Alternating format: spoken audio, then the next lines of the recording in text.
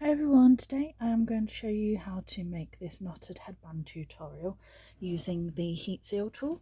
Now with this, like I said, it doesn't work on all fabrics, but it does work on a whole variety. Mostly sort of these like soft velvets, bullet fabrics and certain other ones. And with this, it doesn't always work every time because like I said, if you don't get the right pressure, the right tools, it also doesn't work.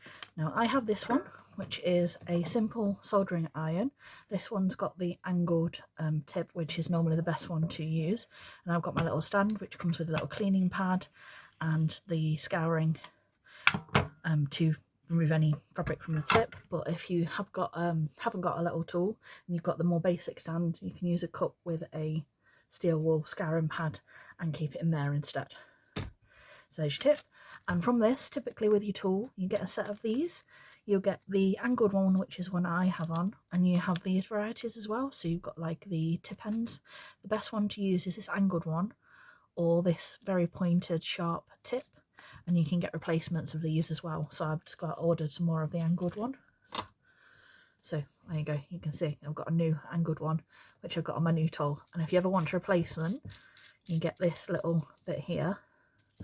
You can take that off and put the new tool on, put your casing back on, make sure it's the right way up, and then basically you screw that down tightly. And these ones have dial-up controls so you can turn up the temperature. This new one doesn't have a on-off switch on the cable, but my old one does have a on-off switch on the actual mains lean, so you can turn that off. And then I brought my stand separately, but I like this one because it's very secure in the base. It doesn't wobble around and move. And like I said, you've got the two cleaning tools as well.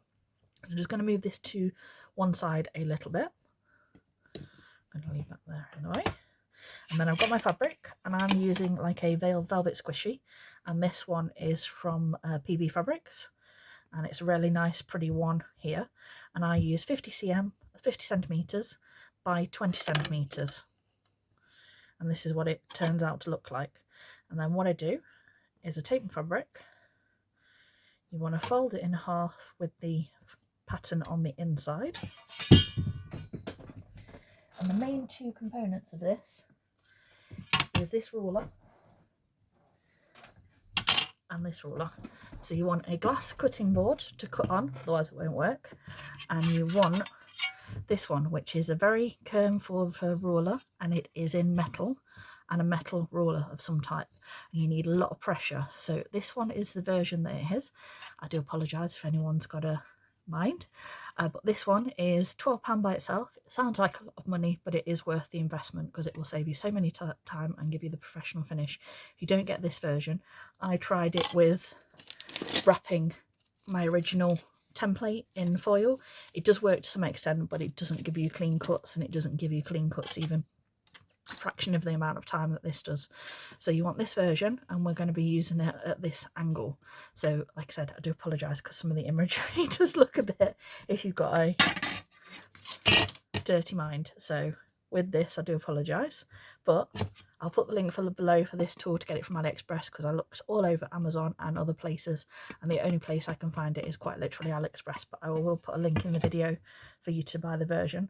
I did buy the full kit for about £40 for all three, with the longer ones as well. But with this, the best one is this smaller version and this smaller size. So I folded our fabric inside with the patterns in, and then what I do again is I fold it in half so it's even. Let's make sure it's folded properly. I am so cat-candid at times. There we go. It's better, so that's far more even and evenly folded. And then we're going to fold this in half again. But like I said, remember, when we start this, we want metal tools, glass cutting board, so underneath here. And you can use a crafting one like this with measurements, or you can use a standard kitchen board, but you do need glass cutting board, metal rulers. So with this one, what I do is from where I've got that centered, so this is halfway across my board on here, I go 2 centimeters up, so 2 squares up on here, and I angle this so that it's from that 2 centimeter point, and it's angled from here. And then you want to keep a lot of pressure on this, as much pressure as possible, because pressure and the metal ruler is what creates the join and holds the seal together. You want to take your tool and you want to go across. And once you've got that first point joined, be careful of your fingers, but I sort of gently pull it away, the fabric away from the ruler. It sort of encourages the join to seal. Can you see the tool, the method? So you keep a lot of pressure on your ruler.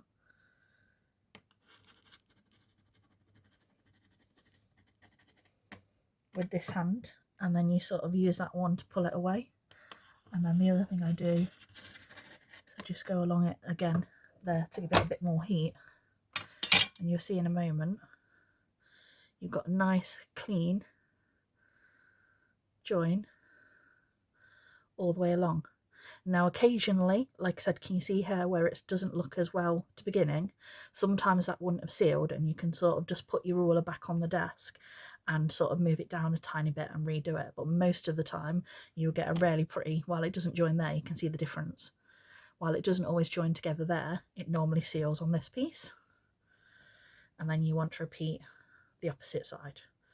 So what I do is make sure it's all lined back up again. Fold that one out, the half out of the way, and then put it on the desk, same as before. Work out 2 centimeters up. Make sure we've got none of the fabric in the way from this side. Just put that out of the way.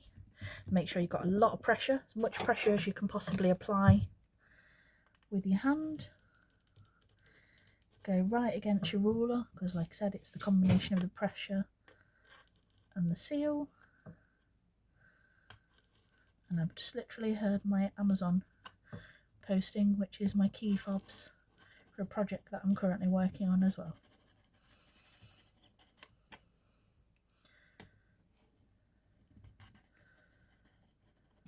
And we're just pulling the fabric away, fabric away. And again, we're going to check this one.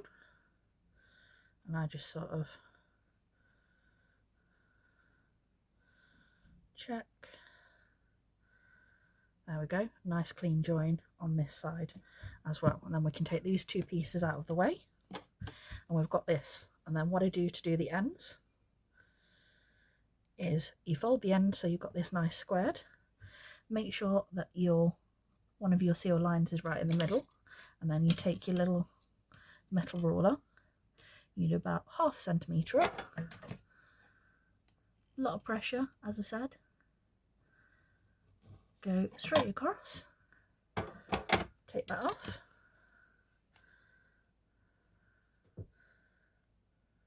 and then do it again. And I started this tutorial and I didn't get my rulers, not my rulers, my headbands from the other side of the room, so just 1 second. And I do use ready-made 38mm headbands because it makes it easier to get chunky look. And again, I either get these from Ella at PB Fabric or I order them in batches from AliExpress because it is a little bit more cost effective that way. But these are the ones you get, and as you can see, these are just under 4 centimetres or 33mm wide. Once we've created our bit here, and the main bit here, we keep this big gap here, and because I don't always fold accurately, and I am a terror for it, dyspraxia, no depth perception whatsoever, and I can't cut or fold in a straight line to save my life. I'm just going to cut this down to make this more even. It will give it a more finished look in a moment. And then what you do is you take your fabric and we're going to turn it the right way. Can you see that nice finish at the end? And we're going to do the same thing this side. We are going to pop that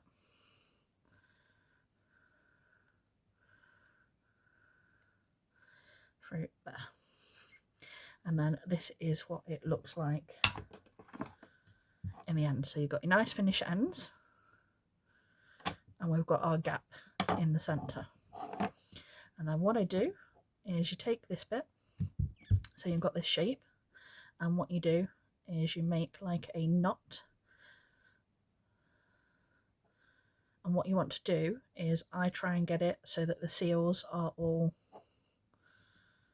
tucked in. Hold on, let me redo this for you. It's not quite worked. So what you want to do, let me do it again. So do it like this. So your seals are sort of tucked in the middle, and then take this up.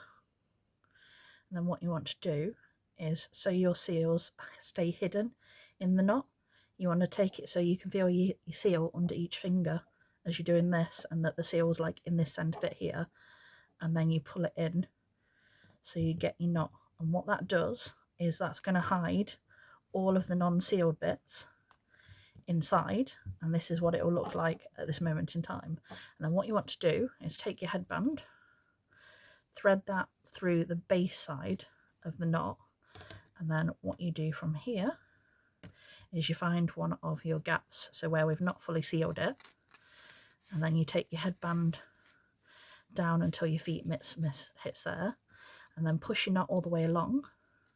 And you want to do exactly the same thing this side.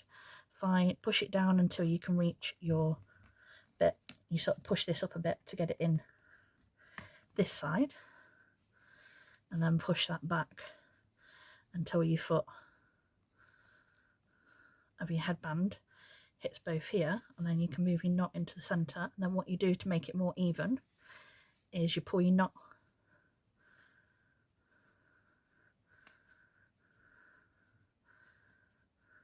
like this until it's centred, or where you like your knot to sit. And I'll just show you on one more because I made another one ready. So we get our middle bit, got all this one nicely cut, so we're going to tuck our bits here. So we've got the central piece, we're going to take our ends and we're going to make that like fish shape first, so like this, and then we're going to pull the seals, so the seals are underneath, so they're flat into the knot. Hopefully that makes sense to you all. Like this, so the knot's at the top of the peak there, and then we're taking our headband and we're threading our headband through the flat side of that, and then because we've got all our seals inside on against the headband back, we can then find our thread it through and then thread it through the gap, get that all the way down, pull the knot all the way across, as far across the headband as you can, so you're not pulling your fabric. Now with this, you can do some of the 4-way fabrics a little bit shorter and do them a bit tighter to the headband, but you also need enough room so that you can pull it both sides. So on the 4-way fabric you can go a little bit shorter. On the ones that are only 2-way that don't give as much give it a little bit longer until you find the perfect measurement where you've got enough to pull it so you can get it from both sides of the headband without damaging your seal or making it sit funny, if that makes sense. Once you've mastered it though, and you've got your sizes for all your different types of fabrics, you'll understand, but you do need to play about. And like I said, some of these fabrics cut and seal perfectly, some of them aren't always ideal. Anything with cotton's not going to work, anything with a bit of polyester in it tends to, but there you go. So that is how you do your sealed headbands, and as you can see, they're all covered. And what I tend to do is, you can put a liner in if you wanted to, but I tend to glue down each side, and then when it's on the head, while it gives a little bit of bagginess here, when it's on the head it actually adds a little bit more comfort to the customer, so it doesn't like dig in any way. But they are so pretty and so cute, and like I said, it's a much quicker way in some ways than gluing. Like I said, it's much quicker than gluing for myself for a no-sew method. And like I said, if you've got the heat sealing tool or you want to invest, they're not very expensive, and you can do multiple things with these. Because the other thing I do on this one to add some things is I've made these Bretta clips, and I've also done some no-sew hair tie bubbles as well from the fabric, so I waste as little of fabric as possible on these kind of things. Well, thanks for watching everyone, and I'll speak to you all soon. Bye!